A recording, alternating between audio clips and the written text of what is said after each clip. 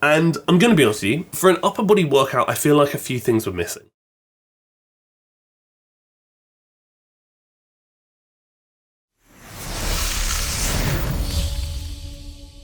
Very quickly team, this is the last day that the TFNL growth guide is on sale, so I believe when this video goes live you may only have a few hours to get a hold of it. So if you haven't already, please do consider clicking the link down below in the description and grabbing yourself a copy if you so wish, but never feel any pressure to. First video of the new year, and we're going to discuss someone we have discussed before, somebody who, especially based on the last video, I'm a massive fan of, which is Leana Deeb, because obviously I've looked at quite a lot of her lower body stuff, but I've not looked at a lot of her upper body stuff, and that's what we're going to do today. Do we want hats again this year? Do we want nothing at all? I'm curious to know your thoughts in the comment section, so let me know if you want to see anything on my head or somewhere this year. So obviously this video is the ultimate upper body workout. Normally I was kind of hoping to see some like gym, like some chapters in here regarding the exercises, but they're kind of a bit limited to these 5. But she does obviously go through a few bits and bobs earlier on, like dynamic stretching and mobility stuff, which is cool, and warming up, which we like to see, but it makes more sense to get to the actual beef of the video so we can talk about it properly. So when doing an upper body workout, you're typically going to think about the back, the chest, the shoulders and the arms, usually. And we're starting off this workout with chin-ups, adopting a neutral grip. So a neutral grip versus a pronated grip and supinated grip, it really does depend on you and what you want to achieve. Arguably, the supinated grip where your underhand is going to bring in more biceps. The neutral grip, to an extent, could actually target the lats a bit better because you're, again, keeping the upper arm closer to the body throughout, whereas a pronated grip was obviously going to reduce bicep involvement, but is essentially going to be kind of first half upper back, second half lats. So you've got a lot of options when it comes to pull-ups and pull-up variations depending on what you want to achieve. But I do think the chin-up or the pull-up is definitely a good option. That being said, I would actually favour an assisted pull-up machine. I believe she actually uses bands, or she's about to use bands, which I think is a fantastic option for people if you want to get better at chin-ups or pull-ups. Chuck a band on there. So use this as a means of progressive overload by essentially starting with a band,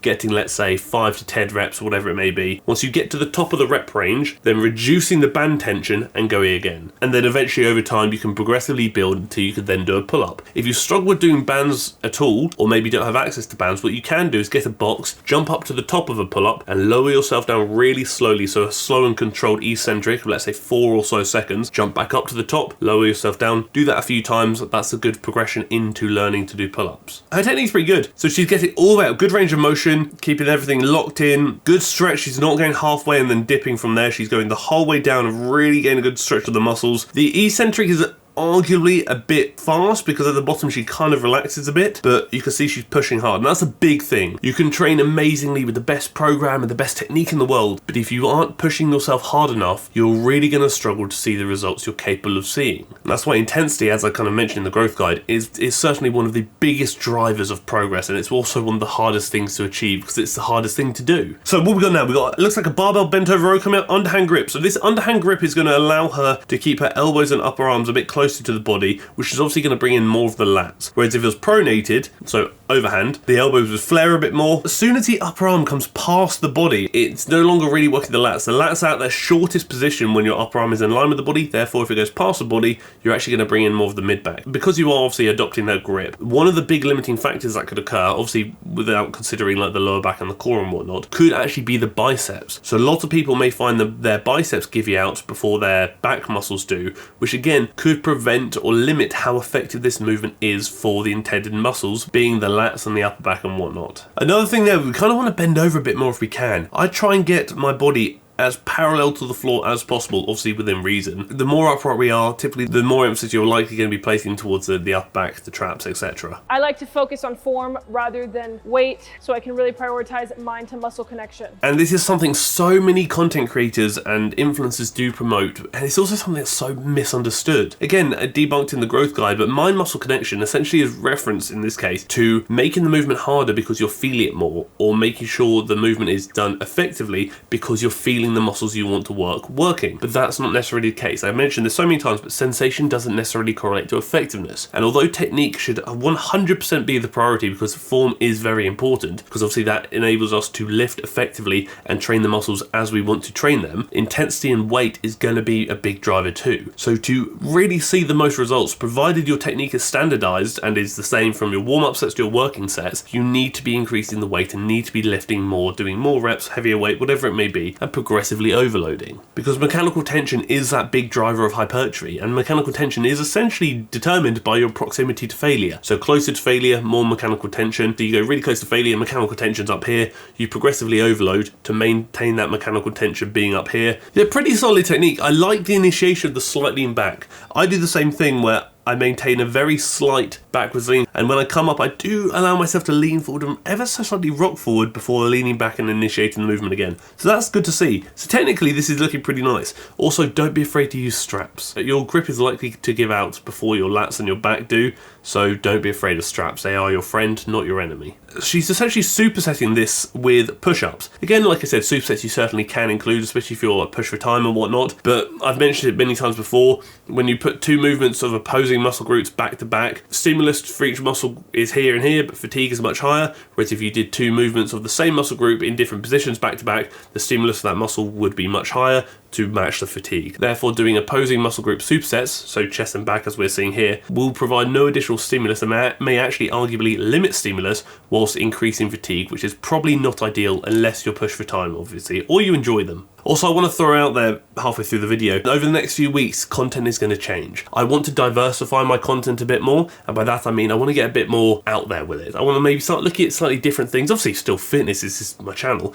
but also maybe do a few things myself. So maybe some more gym-related footage of me training and giving my analysis of my training, and maybe just in the gym workout mic'd up footage so I can talk to you while I'm training, things like that. So stay tuned, hang on in there. I think this year is going to be an exciting one for the channel because I really am going to start, although keeping to my core values and keeping to the core content, adding to it, make it even better and doing different things to broaden the spectrum of content that I can provide to you. Towards her push-up is actually really good, like genuinely really good. A big thing people often do is they go really wide and they really flare their elbows out, but that's actually not ideal. Your range of motion is going to be much nicer when you're kind of keeping the elbows tucked in. Granted, you're going to bring a bit more tricep into it, but you're also actually arguably going to line up with the pecs a bit better because the fibre orientation of the pecs does run at 45 degrees. Therefore, it kind of makes sense to press and push up at roughly about 45 degrees. And it's also going to be a lot nicer on the shoulders. If you flare your elbows, your shoulders are likely going to say, you know what, stop this, behave yourself. If you tuck them a bit and put them in a better position, a more comfortable position, you are likely going to find this is going to be much better for your shoulders. So from this, we're going to standing bicep curls. So the thing here is this, you see how she's going from neutral to supinated, she's rotating. I personally wouldn't do that if your primary emphasis is the biceps, essentially. Because when you go back to neutral, you're actually taking emphasis away from the biceps and placing it a bit more on the brachialis, which is a muscle that sits underneath the biceps. So if I were you, I'd probably maintain that neutral grip position throughout the entire movement, thus keeping as much emphasis on the biceps throughout. The dumbbell curl is actually probably one of my favourite bicep movements because the biceps have their best leverage in the mid position around this 90-degree mark, which is very much what the dumbbell curl targets. Fantastic choice of bicep movement. She's obviously supersetting this from rope stuff because essentially this workout is not primarily targeted for hypertrophy. This is a bit of an all-round functional workout with a lot of hypertrophy elements within it, which I respect. But when you're looking at the functional side of things where you're trying to be a bit more all-rounded, I do think this superset has a valid time and place because the biceps getting a lot of work here, and although there is going to be some work through the ropes, a lot of the emphasis and a lot of the burning you may be experiencing through the ropes is likely going to be targeted more towards the shoulders. So I think it's fair. Again, especially if you're looking at caloric expenditure, keeping your heart rate up, things like that, I think it's fair to include. It's nice that she's also prioritizing the weights before going into the ropes. Also, great intensity there.